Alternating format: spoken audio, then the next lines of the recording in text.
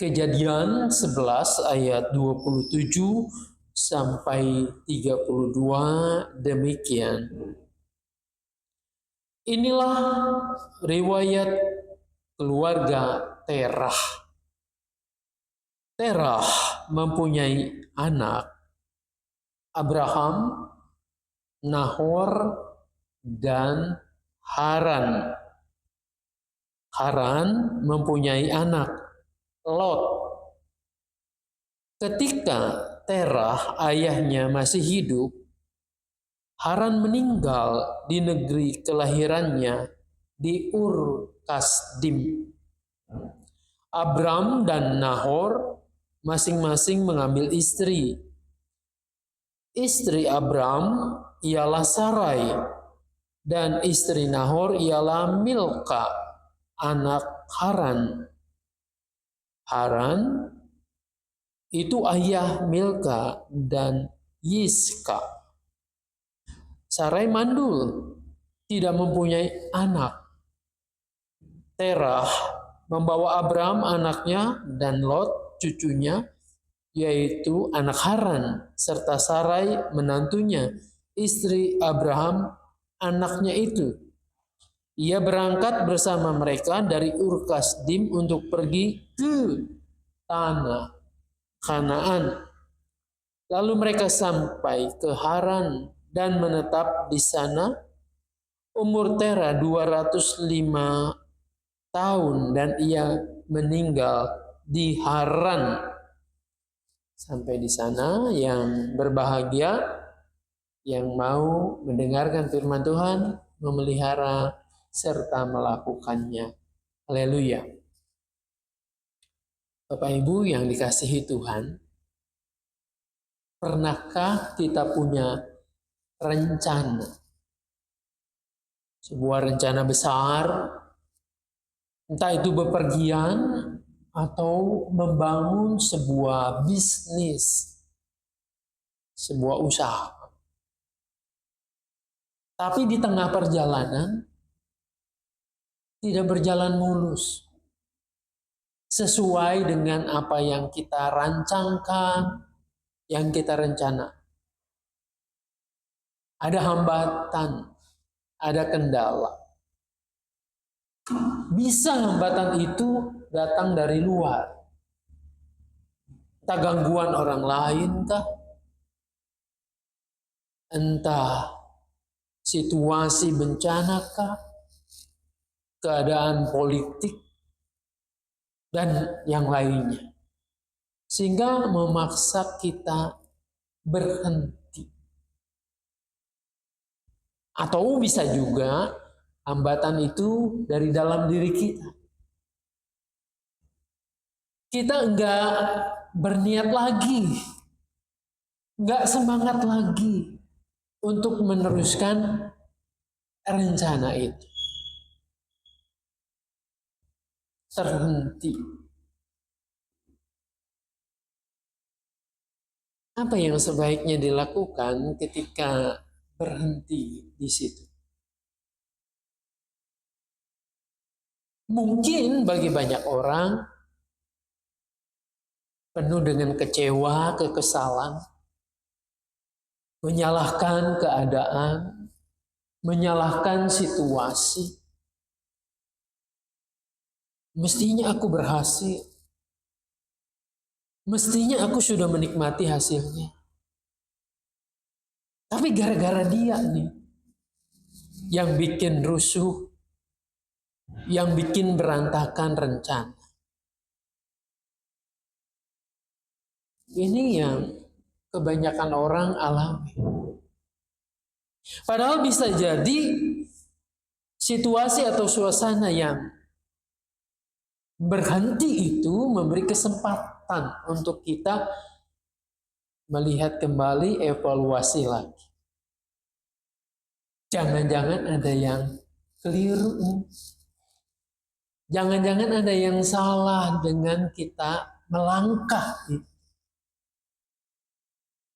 Sebenarnya tidak menjadi masalah. Kalau dalam setiap rancangan, rencana kita berhenti, ada masalah. Bisa jadi disitulah Tuhan hendak mengajak kita mengevaluasi lagi, meninjau ulang. Jangan-jangan ini ambisiku yang kelewatan. Jangan-jangan aku ini sudah mulai dirasuki oleh ketamakan, oleh keserakahan. Kita merenung, berdiam diri, bertanya ulang.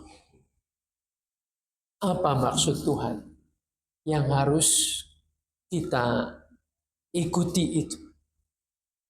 Bapak Ibu yang dikasihi Tuhan, pelajaran yang bisa kita dapat dari sebuah perjalanan dikisahkan oleh bapaknya Abraham. Bapaknya Abraham ini disebutkan dalam bacaan kita bernama Terah. Terah ini punya 3 orang anak, yaitu Abram, Nahor, dan Haran. Mula-mula diceritakan mereka tinggal di Ur Kasdim. Di mana itu Ur Kasdim? Ur Kasdim daerah Mesopotamia yang sekarang ini Irak bagian selatan. Lalu diceritakan di bagian ayat terakhirnya itu bahwa Terah itu mau pergi dari Ur Kasdim ke Kanaan. Sebuah perjalanan yang jauh. Kalau kita mengambil peta lalu menarik garis lurus, ini kurang lebih 2000 km lebih. Antara Ur Kasdim sampai ke Kanaan itu. Perjalanan yang jauh. Ada titik awal, ada target yang mau dicapai. Kalau 2000 kilo saat ini naik pesawat cepat saja. Mungkin sekitar 2 jam bisa nyampe. Kereta cepat bisa mungkin 5 jam. Berkendara dengan mobil bisa sampai 2 hari misalnya. Tapi bayangkan zaman dulu belum ada kendaraan yang memadai. Mungkin bisa memakan waktu 4 sampai 5 bulan untuk berjalan. Menaiki unta, membawa barang dengan keledai. Bapak Ibu, kita bertanya enggak sih? Kenapa Terah ini mau pergi jauh-jauh ke Kanaan? Apakah di Kanaan itu ada kerabatnya? Ada saudaranya? Lalu bagaimana komunikasinya? Untuk bisa informasi ada tempat yang lebih baik. Kan tidak semudah sekarang. Nah, Bapak Ibu yang dikasihi dan mengasihi Tuhan Yesus, dalam beberapa penafsiran atau kisah yang diturunkan turun-temurun, kisah orang-orang Yahudi yang disebut Midras. Midras adalah cerita, semacam cerita rakyat Yahudi mengisahkan rupanya di situ Terah adalah seorang tokoh yang disegani di Ur Kasdim. Karena dia adalah seorang pembuat semacam patung berhala. Bisa jadi Terah ini adalah seorang imam untuk memimpin orang penyembah berhala, membuatkan ornamen patungnya. Nah, dalam cerita ini Abraham atau Abram di situ mulai ada getaran panggilan suara Tuhan. Lalu melihat kondisi orang tuanya seperti itu, mungkin juga dalam hatinya terjadi gejolak. Mengikuti tradisi orang tua, penyembah berhala, dewa, atau dewi bulan zigurat, atau dia mengikuti suara Tuhan itu. Nah, suatu ketika Abraham dikisahkan menghancurkan patung atau berhala yang dibuat oleh bapaknya ini, Terah. Lalu disitulah kesempatan Abraham untuk menjelaskan bahwa ini penyembahan berhala kepada papanya ini. Dan terjadilah di sini semacam huru-hara nih. Bagaimana seorang tokoh oleh anaknya sendiri berhalanya dihancurkan. Dan Raja Nimrod pada saat itu sebagai penguasa yang juga penyembah berhala menjadi gusar, menjadi marah. Kemarahannya inilah yang kemudian membuat keluarga ini akhirnya terancam. Keluarga Terah, keturunannya ini terancam. Bagaimana nanti menghadapi raja pasukannya yang penyembah berhala itu? Mereka takut dan hendak melarikan diri dengan tujuan ke Kanaan itu. Terah ingin melindungi keluarganya, anak-anaknya, cucunya. Dari sini kita lihat itikat baik sebagai orang tua yang melindungi anak cucunya. Lalu perjalanan itu dimulai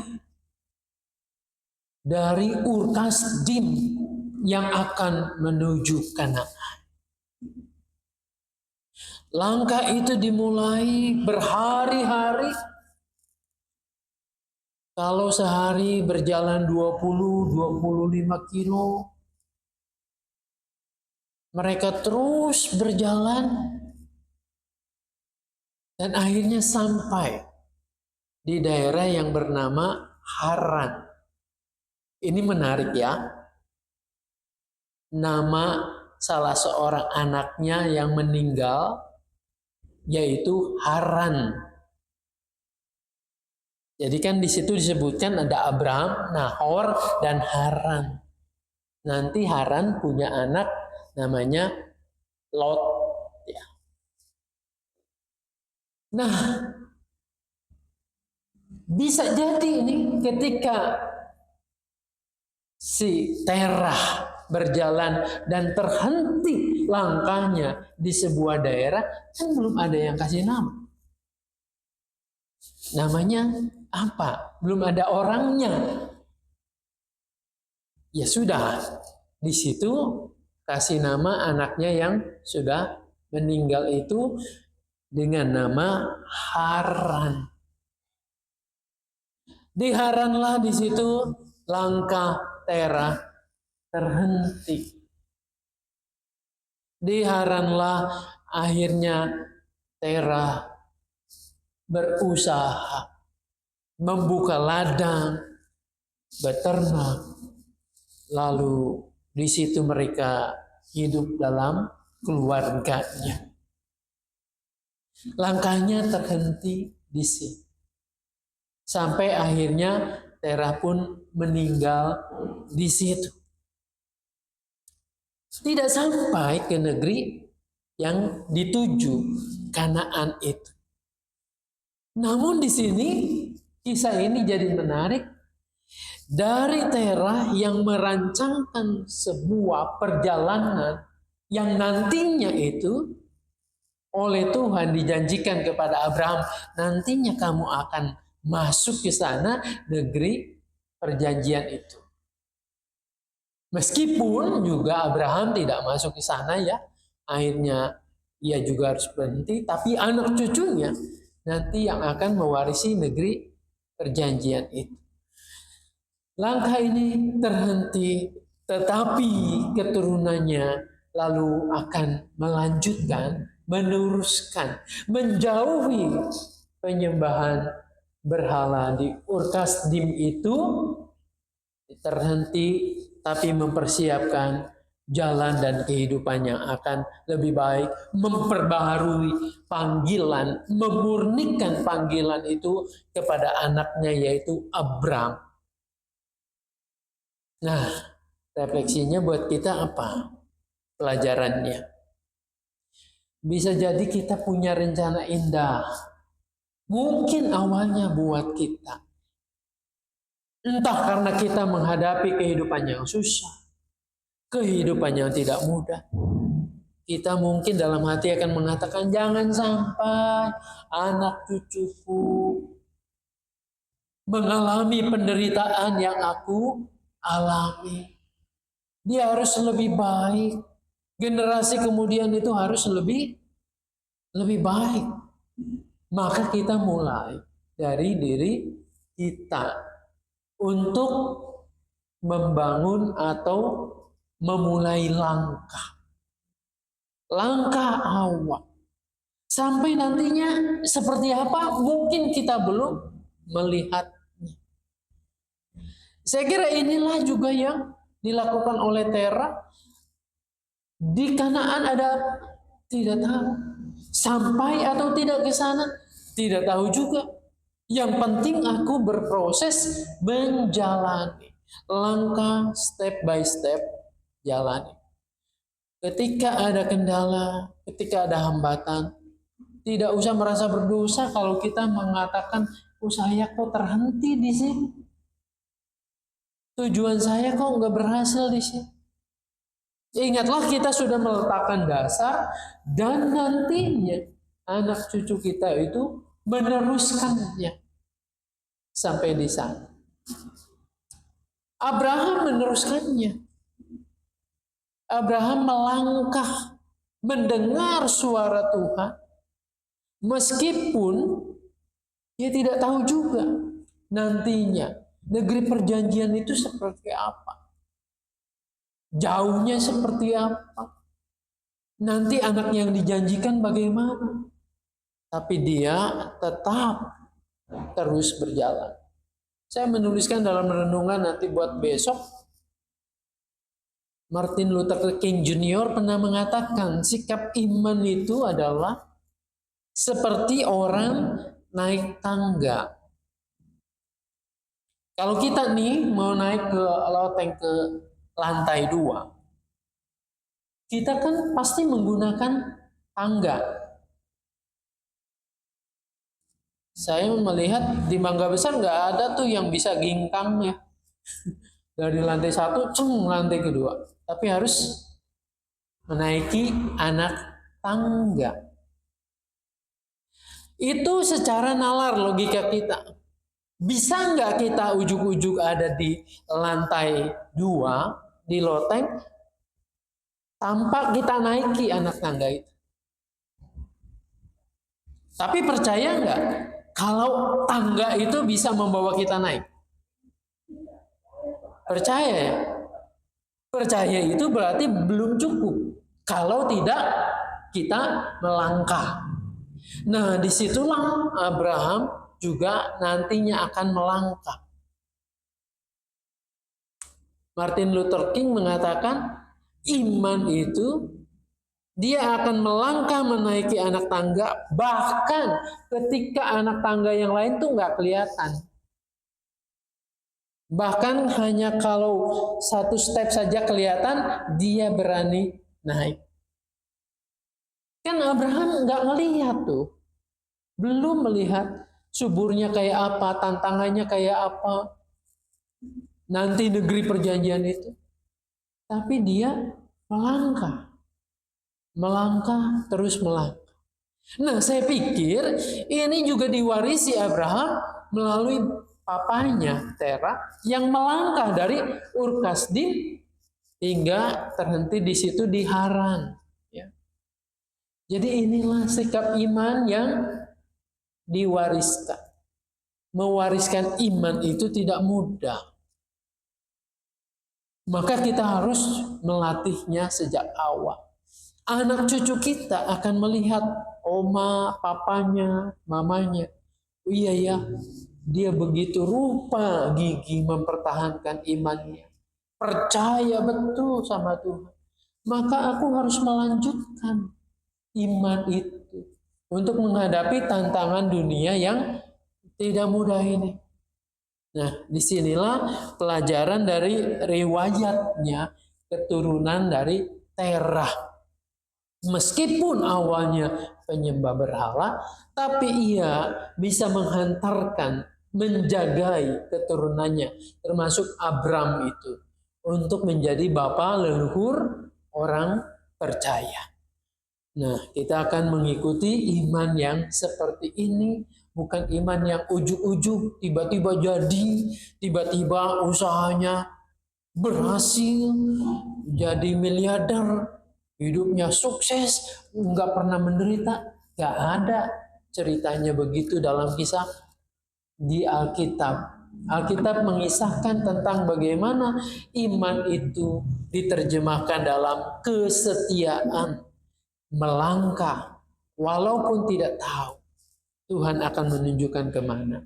Tapi dengan keyakinan dia menuntun aku. Walaupun banyak pergumulan, walaupun kita harus terhenti, tapi yakin dan percayalah, disitulah Tuhan tetap bekerja. Bahkan ketika kita sudah tidak ada generasi yang meneruskannya. Tuhan Yesus memberkati kita semua. Amin.